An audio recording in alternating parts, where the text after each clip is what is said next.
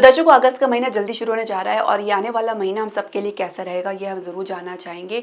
काफ़ी ज़्यादा परिवर्तन ग्रह गोचर की स्थिति में हमने अब तक आप देखा है मई के महीने में, और अब जो अगस्त का महीना आ रहा है इसमें जो ग्रह गोचर की स्थिति बनेगी इसका क्या प्रभाव हमारे जीवन में देखने को मिलेगा, फिर वो चाहे हमारा स्वास्थ्य क्यों ना हो, शिक्षा करियर क्यों ना हो, इसके अलावा हमारे कार्य क्षेत्र का माहौल कैसा रहेगा, बिजनेस व्यवसाय के लिए भी किस प्रकार के उतार चढ़ाव से गुजरना पड़ेगा, साथ ही हमारे प्रेम संबंध के लिए और वैवाहिक जीवन के लिए सबके लिए कैसा रहने वाला है अगस्त का आने वाला महीना। तो हमारी मासिक राशि परिदेश की श्रृंखला में जो हमने अब तक आपको 6 राशियों के बारे में बता चुके हैं, तो आज के इस वीडियो में चर्चा करेंगे हमारी 7वीं राशि जो है तुला राशि के बारे में, यानी उनके लिए आने वाला अगस्त का महीना कैसा रहेगा, जो प्रभाव पड़ेगा उसका जो आपके जीवन में असर पड़ेगा उसका हम पूरा विश्लेषण आपके सामने देंगे, साथ ही कुछ उपाय बताएंगे। तो हरे कृष्ण दर्शकों, वैदिक एस्ट्रो केंद्र में आपका स्वागत है। मैं ज्योतिष आचार्य पूजा।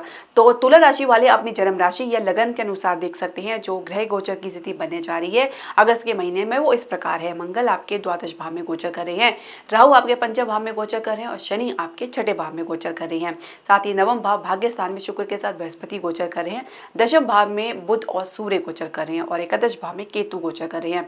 अब आप इसमें कुछ परिवर्तन देखेंगे। हालांकि बुध जो अभी वक्री अवस्था में है तो 11 अगस्त को मार्गी हो जाएंगे, सूर्य 12 अगस्त को सिंह राशि में प्रवेश कर जाएंगे, यानी आपके दशम भाव से निकल के एकादश भाव में चले जाएंगे। यहाँ पे केतु के साथ इनकी युति रहेगी। शुक्र जो है राशि परिवर्तन करेंगे, जो आपके लग्नेश है 21 अगस्त को कर्क राशि में प्रवेश कर जाएंगे, आपके दशम भाव में आ जाएंगे। और बुध जो राशि परिवर्तन करेंगे 30 अगस्त को सिंह राशि में, ये भी आपके एकादश भाव में चले जाएंगे। यहाँ पे ये जो है केतु और सूर्य के साथ इनकी युति रहेगी। तो अब ये जो आपके जीवन में प्रभाव लेकर आएंगे इसका वर्णन करने से पहले दर्शकों मैं आपसे एक छोटा सा निवेदन करना चाहूंगी कि आप हमारे चैनल को सब्सक्राइब करें, बेल नोटिफिकेशन जरूर प्रेस करें। इसके अलावा आप हमारे चैनल को लाइक और शेयर जरूर करें। स्वास्थ्य की बात करेंगे तो शनि के साथ थोड़ा लंबा संघर्ष आपको देखने को मिल सकता है। वात की समस्या देख सकते हैं, कुछ जोड़ों की समस्या भी आपको देखने को मिल सकती है। कमजोर पाचन की समस्या आपके खान पान के खराब होने की वजह से भी देखा जा सकता है, तो खान पान को उचित रखना आपके लिए अनिवार्य रहेगा। मंगल आपके द्वादश भाव में गोचर कर रहे हैं और इनकी दृष्टि आपके तृतीय भाव में पड़ रही है। आप द्वितीय भाव के स्वामी द्वादश भाव में पड़ रहे हैं। अपनी वाणी के कारण कहीं ना कहीं नुकसान उठा सकते हैं, परिवार के साथ कुछ मनमुटाव देख सकते हैं, आसपास की यात्रा में भी बेवजह जाना पड़ सकता है, जिसकी वजह से कुछ खास आपको प्रभाव तो देखने को नहीं मिलेगा, लेकिन कुछ खर्चा और नुकसान आपको देखने को मिल सकता है। तो ये सब मिलकर कहीं ना कहीं आपके दिमाग में कुछ स्ट्रेस को उत्पन्न कर सकते हैं। तो ये स्थिति थोड़ी सी आपके लिए विपरीत रह सकती है। आप हो सके तो मेडिटेशन करें और ध्यान करें और अपने इष्ट देव का ध्यान या जाप करें, तो इससे आपको लाभ देखने को मिलेगा। शिक्षा करेंगे हम बात करेंगे तो राहु आपके पंचम भाव में गोचर कर रहे हैं, केतु आपके एकादश भाव में। राहु कहीं ना कहीं दिशाहीन कर देता है, भटकाव की स्थिति देता है, तो केतु के प्रभाव की वजह से परिणाम भी कुछ खास आपकी अपेक्षा अनुसार नहीं मिल पाता है, जिसकी वजह से थोड़ी निराशा हताशा देखने को मिल सकती है। शुरुआत काफ़ी अच्छी करते हैं, लेकिन धीरे धीरे जिस प्रकार से आप शुरुआत करते हैं उस प्रकार से वो गति आप जो है मेंटेन नहीं कर पाते हैं और कहीं ना कहीं गिरावट होती चली जाती है। तो इसलिए प्रकार से आपको अपनी ग्राउंड लेवल को बिल्कुल लूज नहीं करना है, उसमें मजबूती बना के चलना है। यदि आप चाहते हैं कि परिणाम आपकी अपेक्षा अनुसार हो तो आपको हमेशा एक्टिव रहना। ओवर एक्टिव या ओवर कॉन्फिडेंट भी होना आपके लिए हानिकारक हो सकता है। सामान्य स्थिति बनाए रखें, सब कुछ संभव है आपकी सोच से, आपकी समझ से। इसके अलावा कंपटीशन में आप अपने संघर्ष को जारी करेंगे तो आपको परिणाम आपकी अपेक्षा अनुसार देखने को मिलेगा। और कैंपस प्लेसमेंट में आपको अपने संघर्ष और मेहनत के साथ आपको आगे बढ़ना पड़ सकता है। कुछ भी स्थिति आपके लिए आसान से बनती हुई नजर नहीं आ रही, काफ़ी ज़्यादा मेहनत आपको भागदौड़ करनी पड़ सकती है।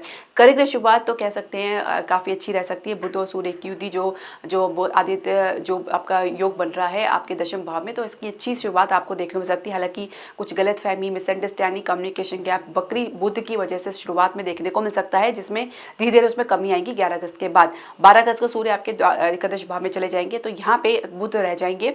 फिर बाद में आपके लग्नेश जो है यहाँ पे आएंगे 21 अगस्त को, बुध के साथ इनकी युति रहेगी 30 अगस्त तक की।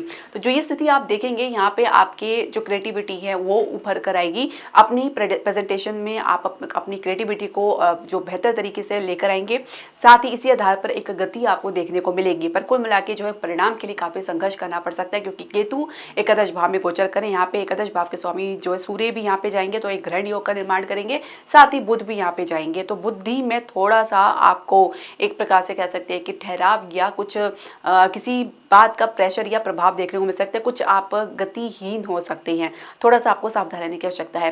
कार्य क्षेत्र का माहौल कैसे रहेगा यदि हम समझे तो दशम भाव में बुध और सूर्य बने हुए हैं और शुक्र बृहस्पति आपको भाग्य से सपोर्ट दे रहे हैं। आप अपनी गति को जारी रखने के लिए अपनी जितनी ज्यादा क्लैरिटी बना के चलेंगे उतना अच्छा है, क्योंकि वक्री बुध कहीं ना कहीं मिसअंडरस्टैंडिंग को प्रमोट करे, खासकर अधिकारी के साथ। कुछ प्रोजेक्ट को लेकर आप कॉन्फिडेंट रहेंगे लेकिन आप उसको प्रेजेंट करने में हिचकिचाएंगे क्योंकि कहीं ना कहीं कुछ कमी महसूस कर सकते हैं। इसके अलावा नई जॉब के लिए प्रयास करें तो आप अपनी मेहनत को आगे रख के चलें, क्योंकि इसी के आधार पर आपको जो है विजय मिलेगी। इसके अलावा अगर हम समझे तो ग्रोथ और प्रमोशन के लिए कहीं ना कहीं संघर्ष की स्थिति थोड़ी लंबी खिंचती नजर आ रही है और जिसकी वजह से आप देख सकते हैं कि आप जिस प्रकार की गति आप चाह रहे हैं, ग्रोथ चाह रही हैं, प्रमोशन चाह रहे हैं, वैसा बात बनती हुई नजर नहीं आ रही। कुछ संतुष्टि की कमी देखने को मिल सकती, खासकर मध्य अगस्त के बाद ये स्थिति थोड़ी सी आपके लिए असंतोषजनक हो सकती है। तो ऐसे में धीरज बना के चलना होगा, कुछ समय के लिए इंतजार करना पड़ेगा। ये जो सूर्य है वो जल्दी ही अपनी जो एकादश भाव को छोड़ के एक द्वादश भाव में आएंगे, पर वो फिर वही बात है, एकादश भाव के स्वामी है, द्वादश भाव में आएंगे, लेकिन केतु आपके यहाँ पे रहेंगे पूरे साल में। तो एक प्रकार से कह सकते हैं कि एक समझौता, एक एडजस्टमेंट करके चलना पड़ सकता है। व्यवसाय बिजनेस की बात करेंगे तो फाइनेंशियल सेक्टर में काफी फ्लक्चुएशन देखा जा सकता है। सप्तमेश मंगल जो है द्वादश भाव में गोचर करें तो जो आप विदेश के लिए प्रयास कर रहे हैं तो परफेक्शन की तलाश में रहेंगे और इसी आधार पर कुछ अच्छे अनुभव आपको देखने को मिलेगा और सफलता आपको मध्य अगस्त के बाद ही देखने को मिलेगी। कुछ खर्चा आपको करना पड़ सकता है जो कि आपके लिए कुछ अनियंत्रित होता हुआ नजर आ सकता है, शुरुआत में ऐसा लग सकता है। इसके अलावा अगर हम बात करें आपके घरेलू उद्योग की, प्रॉपर्टी के बिजनेस की, तो कुछ लीगल अड़चन के साथ आप आगे बढ़ेंगे। कुछ रिस्ट्रिक्शंस आपको देखने को मिल सकती है। शेयर मार्केट में नुकसान के अलावा और गिरावट के अलावा आपको कुछ भी देखने को नहीं मिल पाएगा। फिलहाल ये जो समय है, पूरा जो महीना है, आपको इस प्रकार किसी प्रकार के निवेश से आपको बचना होगा। इसके अलावा अगर हम बात करें आपके जो है प्रेम संबंध की, तो देखिए राहु का और केतु का एकादश और पंचम भाव में संबंध बनाना प्रेम संबंध में एक अस्थायित्वता को बढ़ाता है। राहु जहाँ पे पारदर्शिता को खत्म करता है तो केतु कहीं ना कहीं डिटैचमेंट की स्थिति को उत्पन्न करता है। राहु जहाँ आपकी अपेक्षाओं को बहुत ज़्यादा बढ़ाता है और इमोशनल कनेक्शन को बहुत ज़्यादा डीप करता है, तो केतु उससे मिलने वाले जख्म को और कुरेद कर आपके भीतर संबंध विच्छेद की भावना या अलग होने की भावना लेकर आता है। ये जो दो स्थिति आपके जीवन में बनेगी, जो रसाकशी बनेगी, जो पूरे साल आपको देखने को मिलेगा, इसके आधार पर आप अपने संबंध को लेकर कभी भी कॉन्फिडेंट महसूस नहीं कर पाएंगे। जो एक स्थिति बनती नजर आएगी वो कहीं ना कहीं आपको फिर से वहीं पटक सकती है जहां से आपने शुरुआत की थी। तो ये विकट स्थिति आपको राहु केतु की वजह से देखने को मिल सकता है। इसके अलावा आप कुछ एक्सपेरिमेंट करने के चक्कर में, कुछ दिखावा करने के चक्कर में, किसी को जज करने के चक्कर में आप कहीं ना कहीं अपना विश्वास भी खो सकते हैं। एक जो ट्रांसपेरेंसी है आप लोग के बीच में होनी चाहिए वो कहीं ना कहीं खत्म होती नजर आ सकती है और जिसकी वजह से पार्टनर और आपके बीच में एक शंका की स्थिति बन सकती है।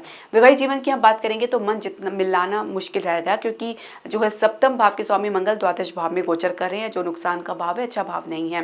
साथ ही कहीं ना कहीं आपको बृहस्पति और शुक्र का आशीर्वाद तो मिल रहा है, कहीं ना कहीं ठहराव तो आप लेके चल रहे हैं, लेकिन सप्तमेश जो है जीवन साथी थोड़े से आपसे विपरीत रह सकते हैं, आपकी ऊर्जा से विपरीत चलेंगे और ये स्थिति आप लोग के बीच में डिस्टेंस का काम कर सकती है। खासकर मध्य अगस्त के बाद थोड़ा सा जो गलत फहमियाँ दूर होती हुई नजर आएगी बुध के मार्गी होते ही, लेकिन फिर आपको काफ़ी धैर्य से आगे चलना है और संतान प्राप्ति के लिए काफ़ी लंबा संघर्ष आपको देखने को मिल सकता है और संतान से भी कुछ अचानक संबंध में आपको फ्लक्चुएशन देखने को मिल सकता है, कुछ असंतोष देखने को मिल सकता है और कुछ बातें आपकी समझ के परे हो सकती है। तो उपाय क्या करना है? सप्तमेश का उपाय आपको जरूर करना है।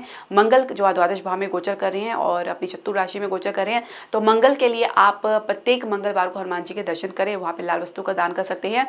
इसके अलावा गाय को मीठी रोटी अवश्य खिलाएं। इसके अलावा लग्नेश के लिए तो आपकी अच्छी स्थिति बनी हुई है, आपके पहले नवम भाव में फिर दशम भाव में आएंगे। हालांकि राशि जो है कर्क राशि रहेगी, तो यहाँ पे आगे शुक्र थोड़े से इमोशनली इम्बैलेंस महसूस कर सकते हैं, तो कुछ एक इमोशनल कनेक्शन महसूस कर सकते हैं। तो शुक्र को आपको बैलेंस करने के लिए आप चाहे तो श्री सूक्त का पाठ कर सकते हैं, लक्ष्मी अष्टोत्तम स्तोत्र का पाठ कर सकते हैं और गाय की आप सेवा जरूर करें। तो ये उपाय आप जरूर करते रहें, इसका प्रभाव आपको अपने जीवन में आपको डेफिनेटली देखने को मिलेगा। तो दर्शकों, आपके जो भी प्रश्न, सजेशन या क्वेरी आप हमारे कमेंट बॉक्स में जरूर डालें। हरे कृष्णा।